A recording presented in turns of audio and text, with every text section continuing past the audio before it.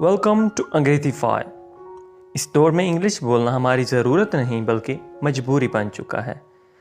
उसी मजबूरी को पेश नज़र रखते हुए मैंने आप लोगों के लिए एक 30 दिन का कोर्स बनाया है, जिसके अंदर आप एक सेंटेंस बनाना सीखने से लेके फर इंग्लिश बोलने तक मुकम्मल तौर पर ट्रेन किए जाएंगे। इस कोर्स में आप वो सब कुछ सीखेंगे जो फर इंग्लिश बोलने के लिए ज़रूरी है, जिसमें एसेंशियल ग्रामर है, सेंटेंस स्ट्रक्चर्स हैं, वोकैबलरी है, डेली लाइफ सेंटेंसेस हैं, प्रोनाउंसिएशन एंड एक्सेंट क्लासेस हैं, कॉन्फिडेंस बिल्डिंग की कुछ टिप्स हैं। इस कोर्स में आप वो सब कुछ सीखेंगे जो आपको इंग्लिश बोलने के लिए चाहिए।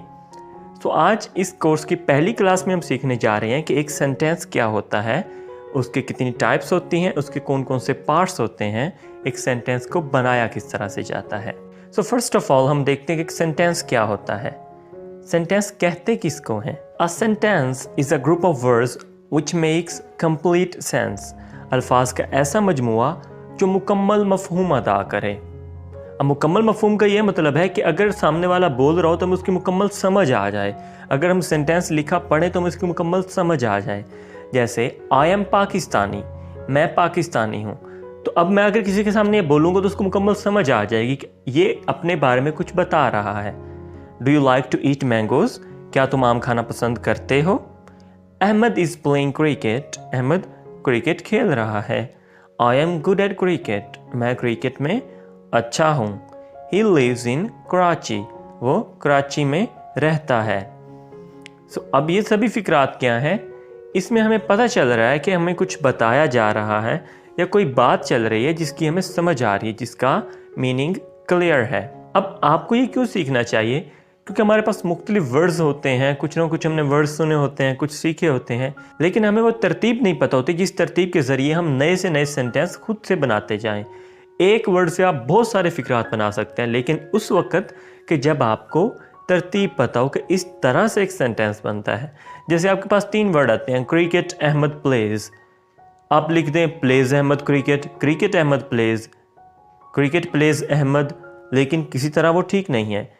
अगर आपको उसका एग्जैक्ट स्ट्रक्चर पता है, आपको पता है कि इसमें पहले हमने सब्जेक्ट लगाना है, देन हमने वर्ब लगाना है, देन ऑब्जेक्ट लगाना है, आप उसको अरेंज करेंगे और आपका सेंटेंस बन जाएगा, अहमद प्लेज क्रिकेट। सबसे पहले हम देखते हैं कि एक सेंटेंस के पार्ट्स कौन कौन से होते हैं।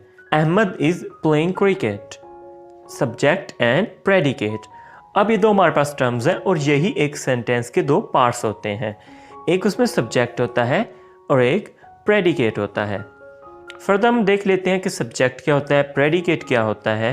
लेकिन अगर आपने सब्जेक्ट वर्ब ऑब्जेक्ट वाली तरतीब पढ़ी है तो हम उसके ज़रिए भी इसको कर लेंगे, आगे लेक्चर में आपको वो भी पढ़ाया जाएगा। सबसे पहले हम देख लेते हैं कि सब्जेक्ट क्या होता है।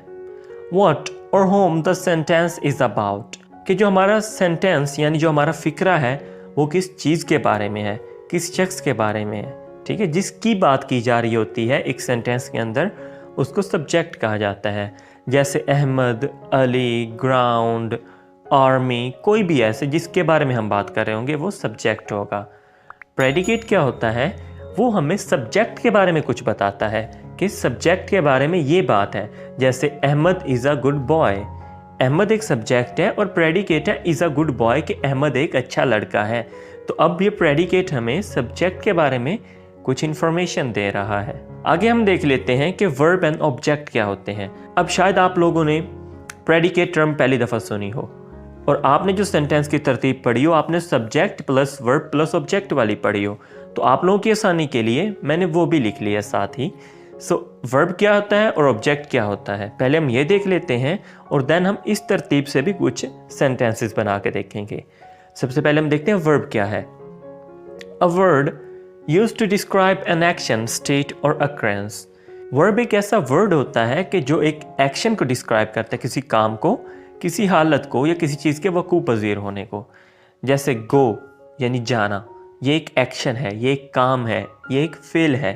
प्ले खेलना, स्विम तैरना, तो ये सारे वर्ड्स क्या हैं? ये वर्ब हैं, राइट। अब हम आगे देखते हैं कि ऑब्जेक्ट क्या होता है। It receives the action of the verb, मतलब जो वर्ब एक एक्शन करता है। जैसे अभी हमने एक वर्ब देखा है गो, ठीक है, तो हम इससे एक सेंटेंस बना लेते हैं, he goes to school, he goes to school. तो अब यहाँ पे जो स्कूल है वो उस एक्शन से इफेक्ट हो रहा है, उस पे उस एक्शन का असर हो रहा है, वो उस एक्शन को रिसीव कर रहा है। ठीक है, तो इसकी डेफिनेशन में क्या लिखा हो, जो फेल से असरअंदाज हो।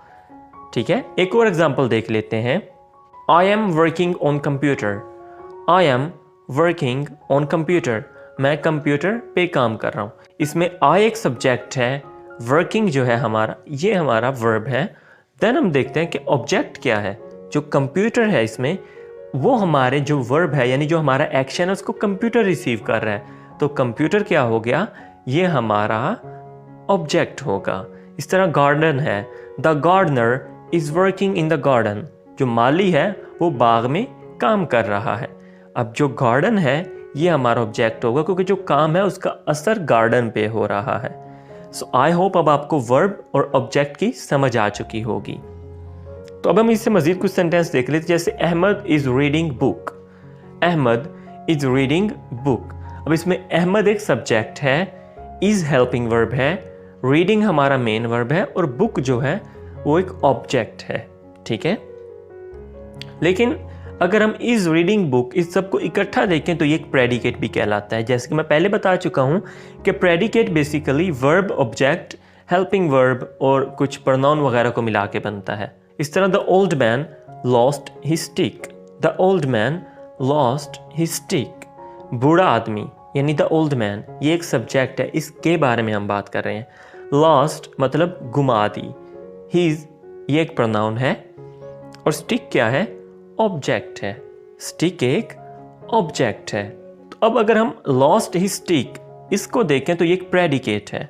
ठीक है, लॉस्ट हिज स्टिक एक प्रेडिकेट है। लेकिन अगर हम इसको अलग अलग पार्ट्स में देखें तो लॉस्ट एक वर्ब है, स्टिक एक ऑब्जेक्ट है, हिज जो है वो प्रोनाउन का एक केस है। राइट, सो आई होप अब तक आपको इन चीज़ों की समझ आ चुकी होगी, लेकिन फिर भी मैं आपको 3 एग्जांपल्स और देता हूं ताकि आपको ये अच्छे से क्लियर हो जाए और आप खुद से सेंटेंस बना सकें। सबसे पहले हम देखते हैं फैसल ऑफर्स प्रेयर। फैसल नमाज पढ़ता है। इसमें जो फैसल है इसके बारे में हम बात कर रहे हैं। ठीक है, he is the doer of action, और इसके बारे में हम बात कर रहे हैं। ये क्या है, सब्जेक्ट है। ऑफर्स एक वर्ब है।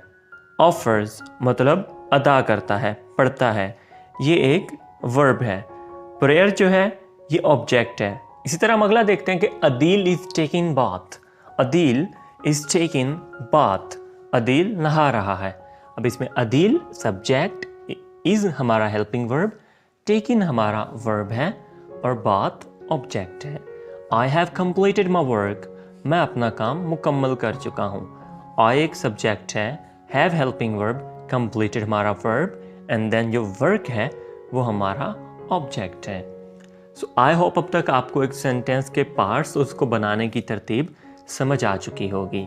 इस बार में मज़ीद आप 5 सेंटेंस अभी कमेंट बॉक्स में बना के पेस्ट करें और मैं आपकी मिस्टेक निकालूंगा। Kinds of sentences. अब सेंटेंस जो है उसकी 5 टाइप्स होती हैं। Assertive sentences, interrogative sentences, imperative sentences, optative sentences and exclamatory sentences. तो हम सबसे पहली टाइप देख लेते हैं जो कि है असर्टिव सेंटेंसेस यानी बयानिया जुमले। A sentence which gives some information, कोई इंफॉर्मेशन देता है, जैसे about facts, opinion and belief. Ali eat mangoes, Ali आम खाता है, हमें एक इंफॉर्मेशन मिली है कि Ali eat mangoes. Fahim is a student, Fahim एक तालिब इल्म है। एक इंफॉर्मेशन है, एक बात हमें बताई जा रही है, कुछ डिक्लेरेटिव बात है, कुछ बात हमें बताई जा रही है। द फार्मर्स प्लो, किसान हल चलाते हैं। They are not playing cricket, वो क्रिकेट नहीं खेल रहे हैं। हमें एक इन्फॉर्मेशन मिली है कि वो क्रिकेट नहीं खेल रहे। ही लिव्स इन कराची, वो कराची में रहता है। एक इन्फॉर्मेशन है ना कि वो कराची में रहता है। तो ऐसे सभी सेंटेंसेस जो हमें कुछ इन्फॉर्मेशन दे रहे होते हैं उसको हम बयानिया जुमले यानी असर्टिव सेंटेंसेस कहते हैं। अगली टाइप है इंट्रोगेटिव सेंटेंसेस यानी सवालिया जुमले। तो उसके नाम से ही क्लियर है कि उसमें कुछ सवाल पूछा जाएगा। A sentence in which a question is asked, ऐसा जुमला जिसमें कोई सवाल पूछा जाए, जैसे डज अली ईट मैंगोज, क्या अली आम खाता है। इज़ फ़हीम अ स्टूडेंट, क्या फ़हीम एक तालिब इल्म है। वाई डू फार्मर्स प्लो, किसान हल क्यों चलाते हैं? और दे नॉट प्लेइंग क्रिकेट, क्या वो क्रिकेट नहीं खेल रहे? Does he live in Karachi, क्या वो कराची में रहता है? तो इन सेंटेंस में आपने देख लिया कि एक क्वेश्चन पूछा जा रहा है कोई ना कोई, तो इनको कहते हैं इंट्रोगेटिव सेंटेंसेस।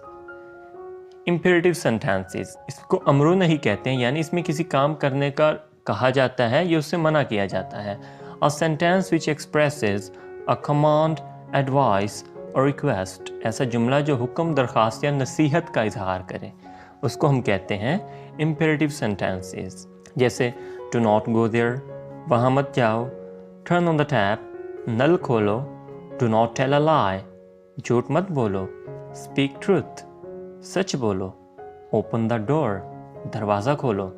अब इन सभी सेंटेंसेस में आप देखें तो कुछ ना कुछ उसको या नसीहत की जा रही है, हुक्म दिया जा रहा है या रिक्वेस्ट की जा रही है कि आप ये काम करें, आप ये काम नहीं करें, आप सच बोला करें। तो ये सारे क्या हैं? कोई हुक्म है, रिक्वेस्ट है या नसीहत है। अगली टाइप है ऑप्टेटिव सेंटेंसेस, यानी दुआया या तमन्नाई जुमले। उनके नाम से क्लियर है कि ये एक ऐसा सेंटेंस होता है जिसमें एक ख्वाहिश या दुआ का इज़हार किया जाता है।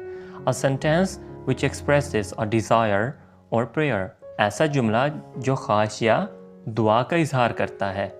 मे यू लिव लॉन्ग, खुदा तुम्हारी उम्र दराज करे।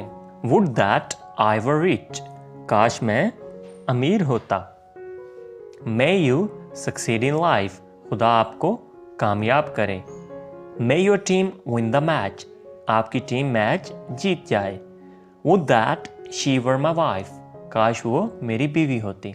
अब इन सभी सेंटेंस में आप देखेंगे कि दुआ या ख्वाहिश का इजहार किया जा रहा है, सो इनको हम कहते हैं optative sentences.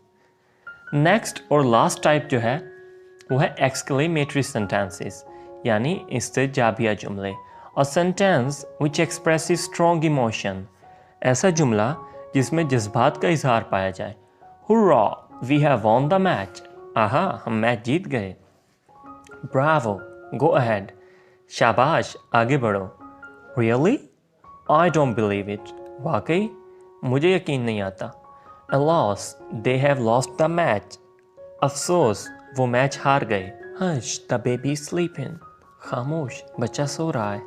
Right, so these are exclamatory sentences जिसमें हम एक स्ट्रॉन्ग इमोशन को जाहिर करते हैं।